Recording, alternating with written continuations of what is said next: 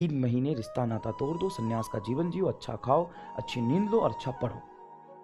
बस ये 3 चीज करो। बाकी कोई तुम्हें क्या कह रहा है ना, इससे डैश फर्क नहीं पड़ता है, इससे डैश फर्क नहीं पड़ता है। कल को तुम सक्सेसफुल हो तो जो कह रहे थे ना, नहीं नहीं हम तो तुमको मोटिवेट कर रहे थे, वो हमारा मोटिवेट करने का तरीका था। अच्छा अच्छा, जो आज तुमको गाली दे रहा है, जो आज तुमको भला बुरा कह रहा है, वो कल घुटनों पे रेंगता हुआ आएगा और कहेगा नहीं नहीं, अरे वो तो हम आपके भले के लिए कह रहे थे भैया। अभी का जो समय है, वो जो आपके अंदर डर और पैनिक सिचुएशन जो क्रिएट हो रहा है, वो मैं बहुत बेहतर तरीके से समझ सकता हूँ। और आप अकेले नहीं है जिसके अंदर ये क्रिएट हो रहा है। दुनिया में जितने भी बच्चे इंडिया में तैयारी कर रहे हैं नीट की, सबके अंदर ये सिचुएशन क्रिएट हो रहा है, सबके अंदर ये सिचुएशन क्रिएट हो रहा है। अब ये समय आ गया है अंडरग्राउंड होने का। आप एकदम ही अंडरग्राउंड हो जाइए। मोबाइल सिर्फ यूज करिए लेक्चर देखने के लिए और टेस्ट देने के लिए।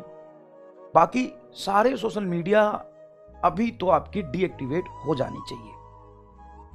सारे रिलेटिव से, चाहे वो तुम्हारे माँ बाप ही क्यों ना हो, भाई बहन ही क्यों ना हो, रिश्ता नाता तोड़ देना चाहिए। ऐसा नहीं कि तुम 4 महीने पढ़ने से पागल हो जाओगे। ऐसा कभी सुना है जो 3 महीने लगातार पढ़ने से पागल हो गया, ये हो गया वो हो गया? ऐसा कुछ नहीं होता। आपकी जो 100% एनर्जी है वो पीसीएम में आपको देना है। कंप्लीट संन्यास ले लो बाकी चीजों से, और ये सिर्फ 3 महीने के लिए।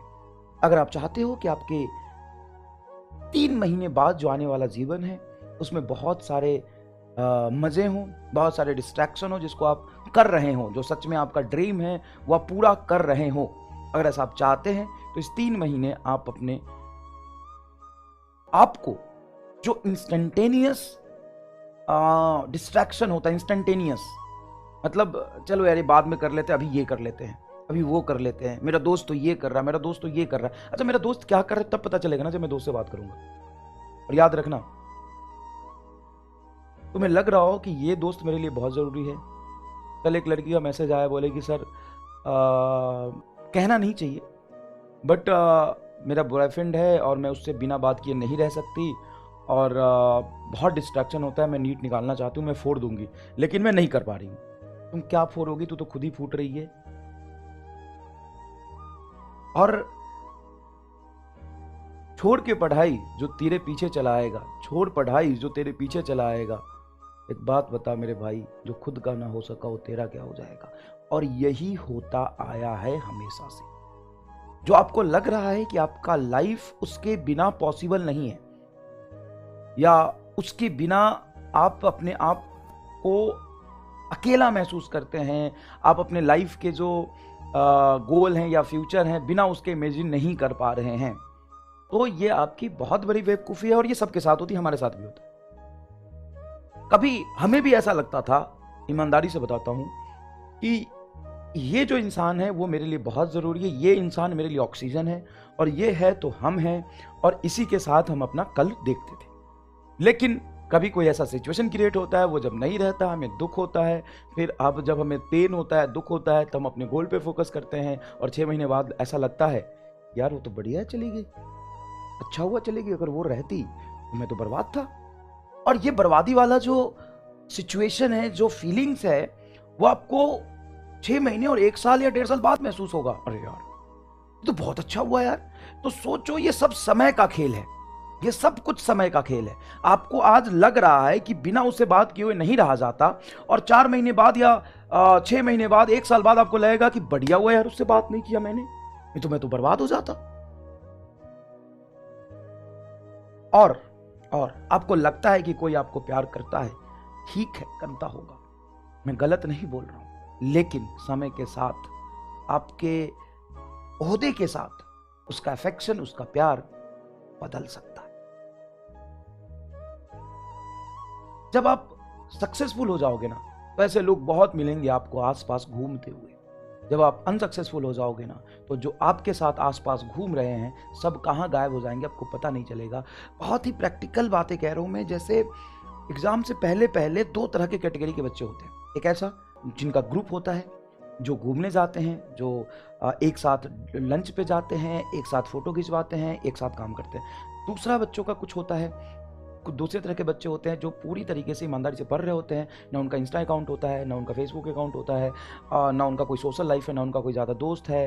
वो कभी किसी से बात करता है तो सिर्फ पढ़ाई की बात करता है, लोग उसको पागल समझते हैं, उसको गधा समझते हैं, उसको समझते हैं बेवकूफ़ है, इंट्रोवर्ट है, कुछ नहीं कर पाएगा जीवन में।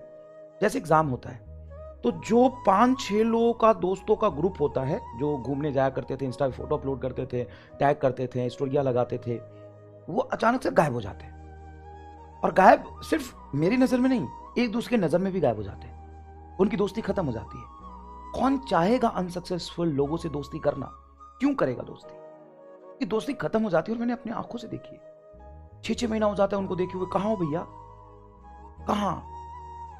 और दूसरी तरफ जो लोग एकदम बेवकूफ से लगते थे, आज वो इंस्टाग्राम पे सेलिब्रिटी बने हुए हैं, लोग उनको फॉलो करते हैं, दीदी भैया कहते हैं। तो ये पाई का फेस डिफरेंस आना है, पाई का फेस डिफरेंस आना है। घबराओ मत, घबराओ मत, अपने आप को समेटो।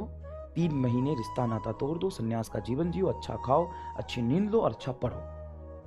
बस ये 3 चीज करो। बाकी कोई तुम्हें क्या कह रहा है ना, इससे डैश फर्क नहीं पड़ता है, इससे डैश फर्क नहीं पड़ता है। कल को तुम सक्सेसफुल हो तो जो कह रहे थे ना, नहीं नहीं हम तो तुमको मोटिवेट कर रहे थे, वो हमारा मोटिवेट करने का तरीका था।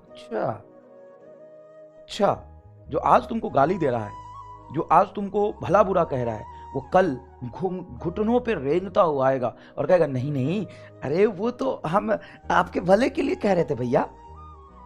अरे नहीं बेटा, वो तो मैंने तुमको मोटिवेट, मेरे ऐसे कहने से ही तो तुमको हिम्मत मिला। साले ये नहीं सोच रहे हो कि जब तुम कह रहे थे तो बेचारा कितना पेन में था, कितना बुरा लगा था उसको। लेकिन वो कहने आएंगे कि हम तो इसलिए कहे थे, बुराई किए थे कि तुमको इससे हिम्मत मिले, तुम और ज्यादा आग लगे तुम्हारे जीवन में। तो कहना तुम्हें मार सकते क्या? वो कहते तो समझ में आता, तुम कौन थे वे? और जो आज आपके साथ बहुत अच्छे दोस्त बने हुए हैं, अपन सक्सेसफुल हो जाएंगे तो आपके साथ नहीं रहेंगे। इतना ध्यान रखिए, ठीक है?